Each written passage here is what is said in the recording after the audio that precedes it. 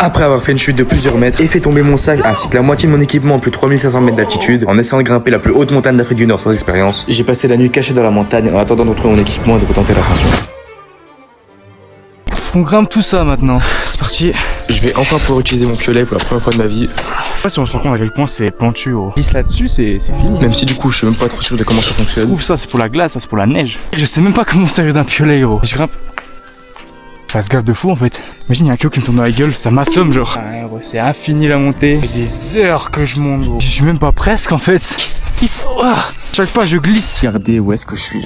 J'ai jamais été aussi isolé. Bon, et après 5 heures à avoir grimpé dans la neige, j'arrive enfin en haut du col et je peux enfin voir la montagne. C'est tellement loin encore. La descente, comment elle fait bader. J'arrive même à voir des gens sur la montagne d'ici. Ah, au moins la vue est belle. Mais bon, maintenant faut passer à la deuxième partie, tout redescendre. Oh, stylé en vrai. Bon, au moins cette fois j'ai descendu beaucoup plus vite que ce que j'ai monté, même si la plupart du temps c'était pas vraiment fait exprès.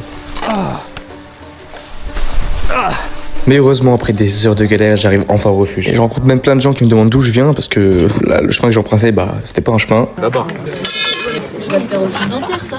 Oui, évidemment. Il tient mon fil dentaire. Hein. En fait, c'est à mon pote. Donc, faut que je le retrouve. Faut que je trouve le pote. Faut que je trouve le pote à Agadir. C'est complet, puis c'est trop cher, j'ai même pas l'argent. Et du coup, j'ai parlé à plein de monde, alors compte un peu mes galères et tout. Je vais dormir à côté du refuge. Et je vais partir demain à 4h30. Bah voilà où est-ce qu'on va dormir. Je commence à devenir une légende dans le refuge où il kiffe mon histoire. Genre, t'as pas d'haters dans la vraie vie, tu vois. Je sais que sur cette vidéo, je vais avoir plein d'haters. Alors que les vrais mecs dans la vraie vie, ils s'en foutent, ils kiffent pour ton histoire, gros. Faut dormir tôt parce que demain, réveil 4h.